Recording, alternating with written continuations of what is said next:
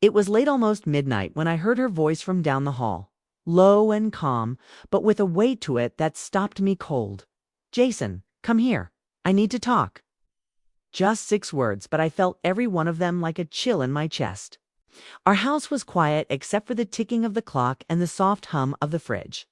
I was standing in the kitchen, pouring myself a glass of water, but suddenly I wasn't thirsty anymore.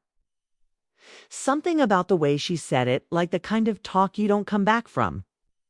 Emma never raised her voice. She didn't. Need to? When she got quiet, when her tone dipped like that, I knew it meant something serious. I took a deep breath and walked slowly toward the bedroom. When I pushed the door open, she was sitting on the edge of the bed in one of my old hoodies. Soft gray ones she always stole from my side of the closet. Her knees were pulled up, arms wrapped around them like she was trying to hold herself together. Her face was half lit by the lamp on the nightstand. But I could see her eyes, red, tired, like she'd been crying off and on for hours. She didn't look up at me right away. She just kept staring at the floor like it might open up and swallow her whole. The silence was thick between us, heavier than any argument, louder than any slammed door. And then finally she looked up. Emma was the kind of woman who carried her emotions close to the chest. You wouldn't know she was hurting unless you really knew her. And I did. God, I knew her. We'd been through so much together, 10 years between dating and marriage. A shared apartment in Boston during her brutal med school years. A wedding in a vineyard in upstate New York. Quiet nights binge-watching documentaries, loud fights. About nothing and everything. And of course, the baby we lost last spring. We didn't talk about it much after it happened. We each mourned in our own silent ways, her with late-night walks and longer shifts at the hospital.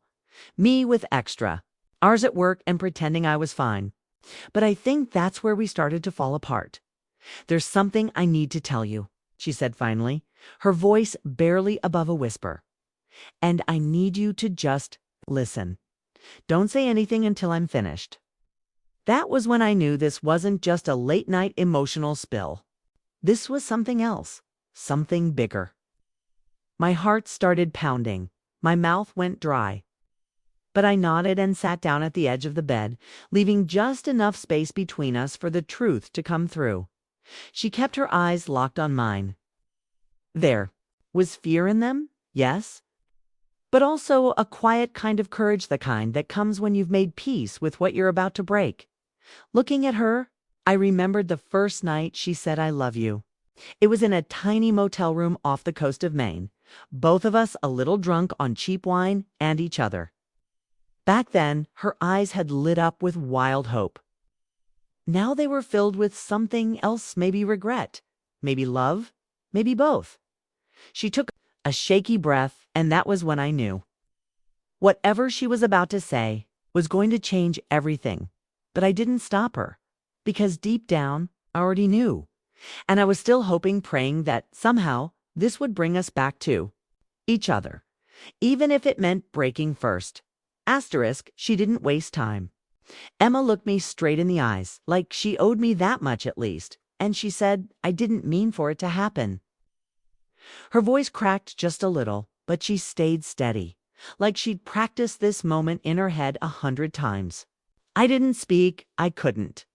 My throat was tight, my chest heavier with every second. "It started after we lost the baby," she said quietly, "and right then, it felt like someone had reached into my chest and twisted the one place I still hadn't let heal. We hadn't spoken about that night in over a year. It was the kind of pain that lingers between two people like a shadow, never spoken, never processed, just quietly poisoning everything underneath." She went on, barely above a whisper. "I was falling apart, Jason, and I didn't know how to reach you. You were just gone. I felt alone. I felt invisible. I wanted to say I was there, that I was grieving too.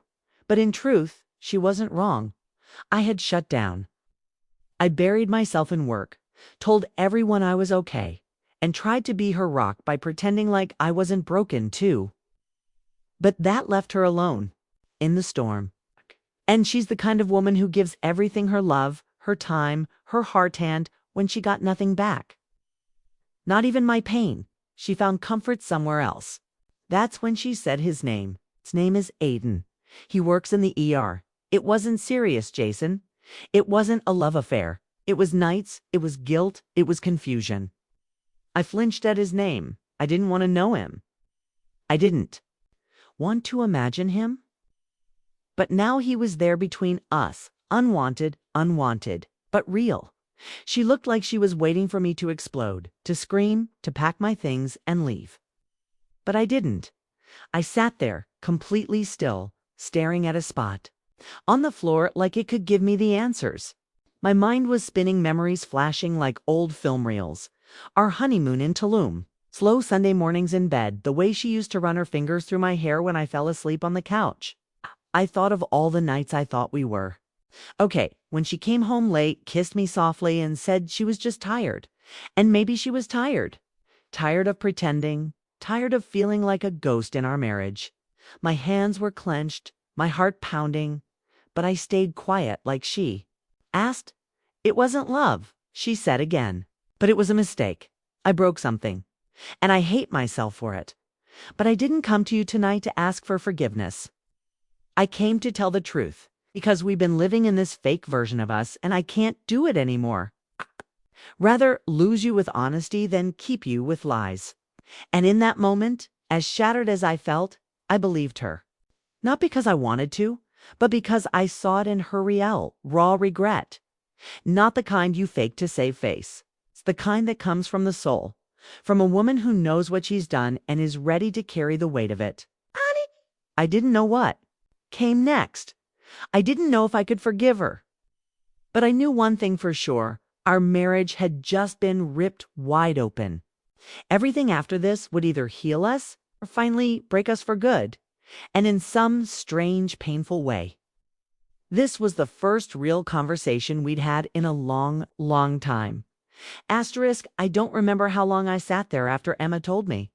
Time kinda stopped. The walls around us felt thinner, like one more word might knock the whole house down. I couldn't look at her any more. I needed air, space, silence. I grabbed my keys and left without saying a word, not because I wanted to punish her, but because I couldn't breathe in that room. I drove 4 hours with no destination, just letting the night carry me down empty streets, past gas stations, quiet homes, and late-night diners. 'Twas fall in upstate New York. And the wind outside had that bite of cold that seeps through your jacket and straight into your bones. I ended up parked in front of a 24-hour gas station just off the interstate. Headlights off, hands gripping the steering wheel like it was the only thing holding me together. My mind kept circling the same thought. How did we get here? We were supposed to be solid soulmates. We had been that couple. People said it all the time. You guys are so lucky, so in sync. And for a long time, we really were. I met Emma on a rainy night in Boston. I was working at a small publishing house, and she was just starting med school.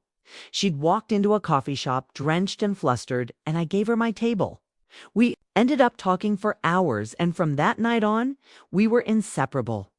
We built something out of nothing, shipped dates. Tiny apartments, ramen noodles, handmade down furniture, but we had love. Real love. The kind that makes you believe in something bigger than yourself.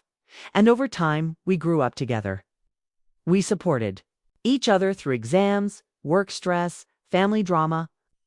We even survived the heartbreak of 2 failed IVF cycles. But when we lost the baby last spring, something inside both of us shattered. And instead of holding each other, we drifted. I threw myself into work, staying late, traveling too much, telling myself I was doing it for us. She buried herself in back-to-back hour shifts, coming home with dark circles under her eyes and that heavy kind of exhaustion you can't sleep off. Somewhere in that silence, in the distance, she found someone else. And I didn't even notice. I thought of all the little signs, how she'd started sleeping with her back turned, how she got quiet when I asked about her day, how she cried in the shower when she thought I couldn't hear. I told myself we were just grieving differently. But maybe I was just avoiding the truth.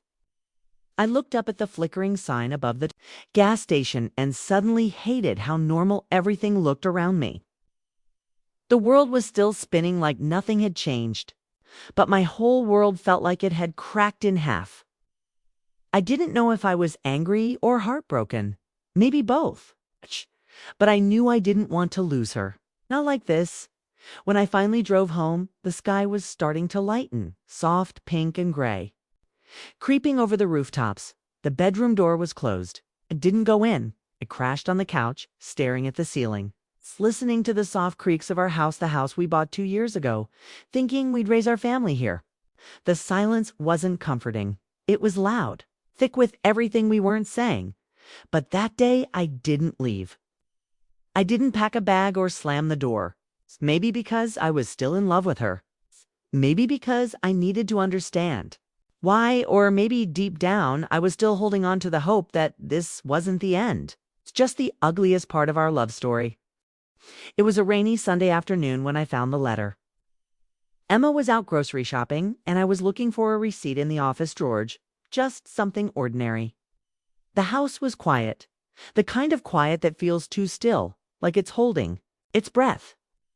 I opened her old leather journal, the one she hadn't touched in years, at least not that I knew of. It used to be filled with her med school notes and little poems she never let anyone read.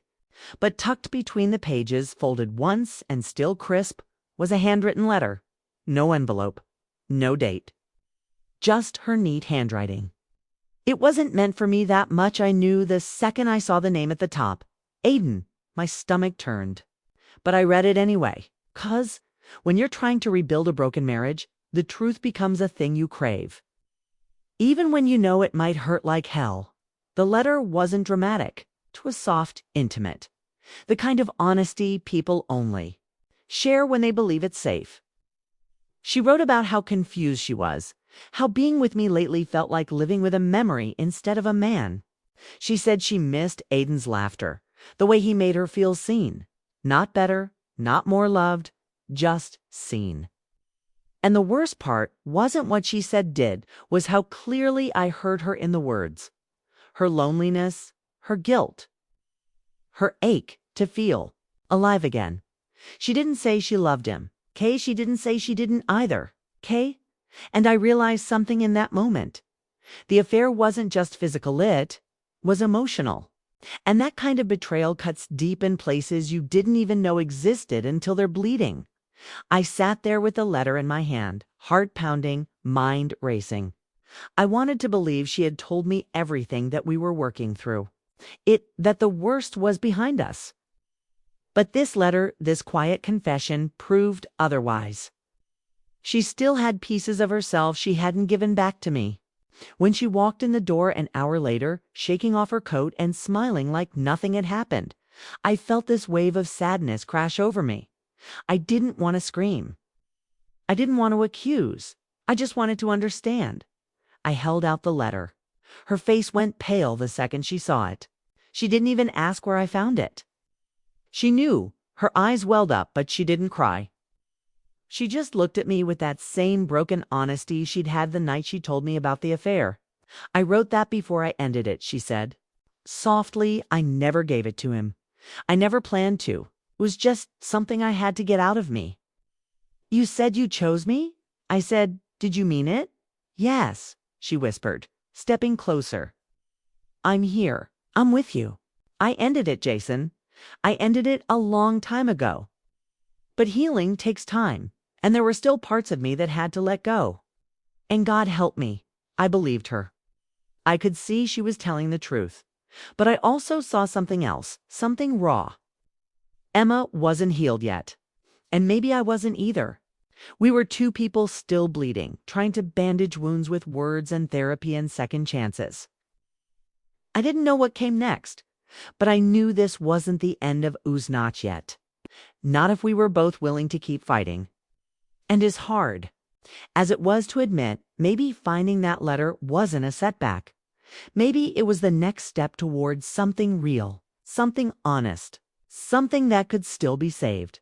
Asterisk, that night, for the first time in months, we talked. Not surface talk. Not small polite exchanges about groceries or bills or weekend plans. Real talk. The kind that peels back layers you didn't even realize you were hiding behind. We sat on the living room floor, side by side, a bottle of red wine between us half full by the time we got quiet enough to hear each other. No distractions. No TV. Just soft rain tapping the windows and our hearts trying to learn how to beat in sync again. Emma looked tired, not just physically, but emotionally spent. And honestly, so was I. Loving someone through betrayal isn't simple. It's not noble or poetic. It's messy. It hurts. It makes you question everything, even your own worth. But it also forces you to make a choice. Either give up or go deeper. And somewhere between the second glass of wine and the way she reached for my hand, like it still meant something, I decided to go deeper. She told me things that night I never knew she'd been carrying. About how afraid she was of being a disappointment, not just as a wife, but as a woman. How losing the baby didn't just break her heart, it broke her identity. She said being with Aiden wasn't about romance. It was about feeling like she could breathe. Like she wasn't failing at everything. And that crushed me, not because of what she did, but because I hadn't seen it. I had loved her so much, and somehow I missed that she was drowning right next to me. I told her the truth, too, about how I shut down, not to hurt her, but because I thought it made me strong. How I believed if I just kept going, if I worked hard enough, pushed through the pain, things would magically fix themselves. But grief doesn't work that way. Neither does marriage. I admitted that I felt like less of a man after the miscarriage, like my silence somehow protected her, when really it just left her alone. I saw her crying then, really crying, and it wasn't guilt this time. It was love. It was that aching kind of love that says, I'm still here. I want to try. She leaned into me, resting her head against my chest. And for the first time in what felt like forever, we held each other without tension. No walls, no secrets. Just skin and breath. And shared pain. And in that moment, something shifted. Not healed, not erased, but softened. Like maybe the edges of everything sharp between us could start to dull. Slowly. Together, we spent that night on the floor, wrapped in a blanket, fingers laced, saying all the things we never had the courage to before. And when we finally made love again, it wasn't rushed or desperate. It was slow, intentional, emotional. Two people relearning each other's bodies the same way we were relearning how to trust. I didn't feel angry anymore. Didn't feel betrayed. I felt raw, exposed. But I also felt something deeper or small. Flicker of hope. Because this wasn't about going back to who we used to be. That couple was gone. This was about building something new, something real from the ashes. And in the quiet afterward, with her breathing soft against my neck and her hand resting over my heart, I whispered, we can still make it, Em. But we have to want it. Every day. She didn't say anything right away. She just kissed my shoulder, pulled me closer, and whispered back, I do. Not like a vow, but like a beginning. 6 months later, the house felt different. Not perfect. Not magically healed. Just lighter. There were still scars between us, quiet moments where our eyes would meet and both of us would remember the cracks that almost broke everything. But those moments were no longer filled with pain. They were reminders of what? We survived. Emma and I started therapy together and separately. Every Thursday night, we sat on a worn brown couch in a quiet office in Albany, learning how to talk without hurting, how to listen without defending, how to touch without holding back. The progress wasn't linear. Some days we backslid. Nights ended in long silences. But we kept showing up for each other, for the version of us we were trying to become. And somewhere in the mess, something beautiful started to grow. She left the ER for a while, took a teaching position at the hospital's nursing program. It gave her space to breathe, to heal. She smiled more now, slept better, started writing. Again, just little poems tucked into my coat pocket or left on my nightstand. I kept them all, started working from home 3 days a week, Not because I was scared to leave her, but because I wanted to be there to make coffee for her in the morning, to kiss her forehead before she walked out the door, to build the kind of life we used to talk about when we were younger and still believed love was easy. One Saturday morning, we drove to the lake where we used to go before everything got hard. No phones, just a picnic basket, a couple of books, and that quiet, open sky. I watched her stretch out on the blanket, eyes closed, sunlight touching her face. And for the first time in a long time, I saw my Emma again. The woman I fell in love with that rainy night in Boston, but now she was even more stronger, wiser, human. And I loved her in a deeper way because I had seen all of her. The flawed, the broken, the real. She looked over at me and said, "You." No, if we hadn't gone through all of that, ... I don't think we'd be here. Not like this. I nodded. I hated it, I admitted. But I think it forced us to stop pretending. She reached for my hand and squeezed it. I don't want perfect, Jason. I just want real. That night, back at home, I opened the drawer. Where I'd once found that letter was still there, along with another envelope, one addressed to me. Her handwriting again, but softer this time. I opened it and read her words, written weeks earlier, but somehow meant for this exact moment. She wrote about forgiveness, about how she didn't expect it, but prayed for it. She wrote about watching me try, even when it was hard, even when it would have been easier to walk away. She said I was brave, that loving someone after betrayal takes more courage than leaving ever could. And at the end, she wrote something that stopped my heart. I love you not for who we were, but for who we are still becoming. I folded the letter and tucked it back into the journal, then walked into the bedroom where she was already asleep.